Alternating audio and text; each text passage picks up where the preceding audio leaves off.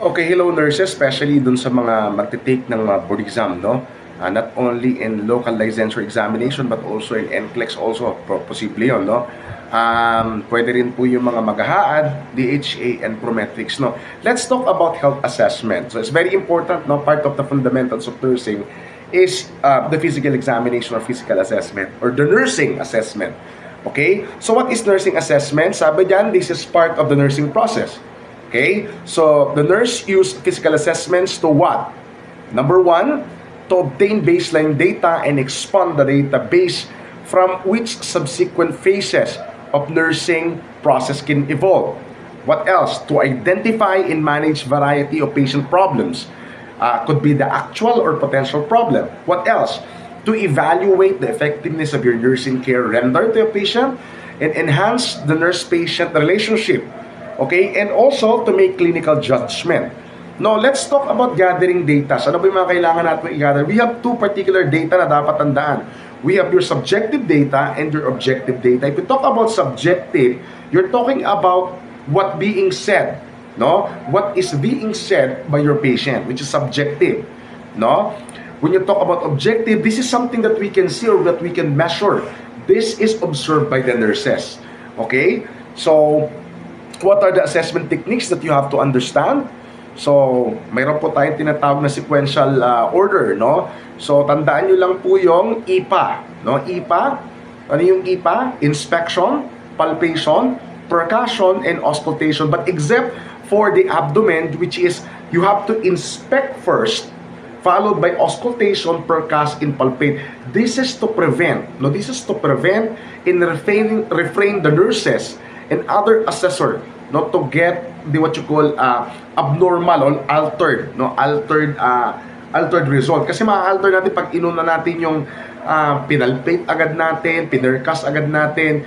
If you're going to auscultate it, iba na po ang magiging sounds or it can cause a false result. Okay, so if you talk about inspection, let's talk about it. Inspection, sabi diyan, this is a critical observation. It is always the first one that you have to execute. So, anong gagawin natin? So, take time to observe with your eyes, ears, nose, and all senses. What else? Use good lighting in assessing. No? Look at the color, the shape, the symmetry, and position of your structure. No? The structure that you are assessing. Observe for odors from the skin, the breath, and the wound of the patient. Develop and use nursing instincts. And inspection is done alone and in combination with other assessment techniques. How about palpation? How do you palpate? In palpation, you only use light and deep touch. Okay? Paano daw yan? Sabihin, use the back of your hand, which is your dorsal aspect, no, to assess for the skin temperature. Fingers to assess the texture, moisture, in areas of tenderness. What else? You assess the size, the shape, and the consistency of the lesions or organs. And you have to do the deep palpation, approximately about 5 to 8 centimeters deep or about 2 to 3 inches. No? In light palpation, you only use 1 centimeter deep. Okay? How about percussion? So we refer from the sounds that we are hearing, no? When we deliver a percussion. So sounds produced by striking the body surface.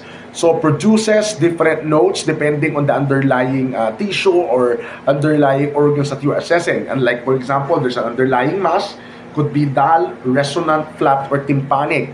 No, used to determine the size and shape of underlying structure by establishing their borders and indicates its if the tissue is air-filled, fluid-filled, or solid. No? The percussion yon.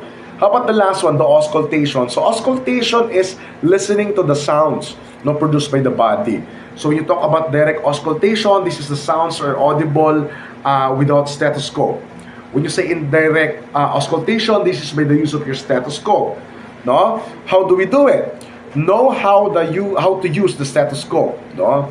Kailangan alam niyo yung the use of diaphragm in the bell, no? The fine tune your ears, no, to pick up subtle changes, no? Describe the sound characteristics for the frequency, the pitch, intensity, duration, and the quality, no? Bell picks up low pitch sound. Tandaan nyo, yung bell down ng ating stethoscope picks up low pitch sound such as heart murmurs, no?